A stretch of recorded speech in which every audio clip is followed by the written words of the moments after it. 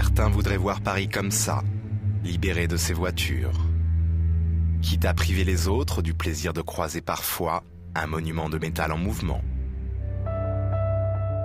Celui-ci est électrique. Décomplexé, il porte un nom quasi inconnu. Fisker Karma. Nous l'avons essayé pour comprendre qui est ce constructeur capable de défier les grands noms du luxe. Pour savoir si la Karma est bien la première voiture électrique d'exception.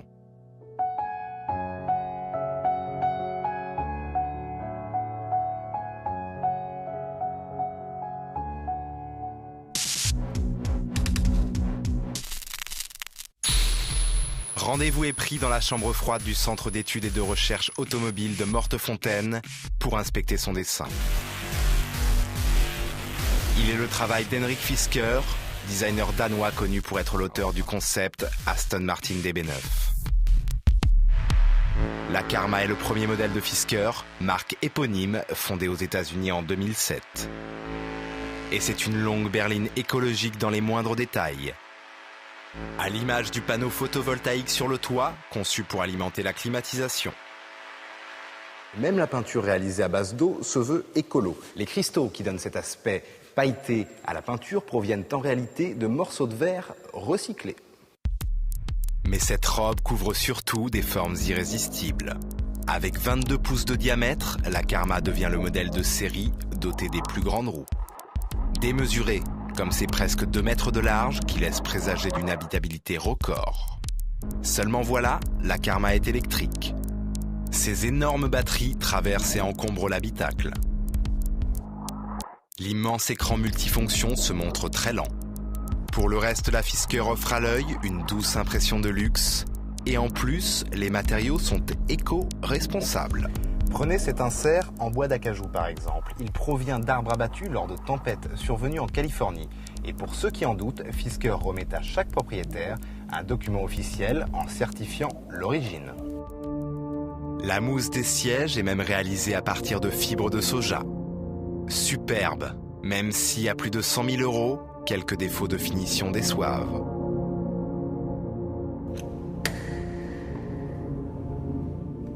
Au démarrage et après, la Karma émet un son artificiel façon Star Wars pour alerter les piétons.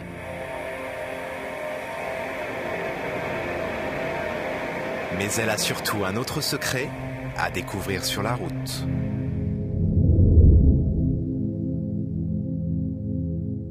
La vraie révolution, c'est qu'au volant, la Fisker Karma offre le choix entre 2 modes de conduite. Un mode 100% électrique, comme ici, avec 80 km d'autonomie pour une conduite apaisée, silencieuse. Et dès qu'on enclenche le mode sport, via la palette de gauche, le moteur thermique se met en route pour offrir des performances nettement supérieures et surtout 400 km d'autonomie supplémentaire. La Fisker possède donc aussi un moteur alimenté par de l'essence, un 4 cylindres Opel de 200 chevaux. Rien de très noble, mais il est bien utile pour recharger les batteries et soutenir les 2 gros moteurs électriques de 150 kW chacun. Malgré ses 2 tonnes 4, l'énorme vaisseau profite de ses batteries dans le plancher pour abaisser son centre de gravité. Conséquence, elle vire à plat. Confortablement installée à son volant, on regrette qu'elle ne soit pas plus performante.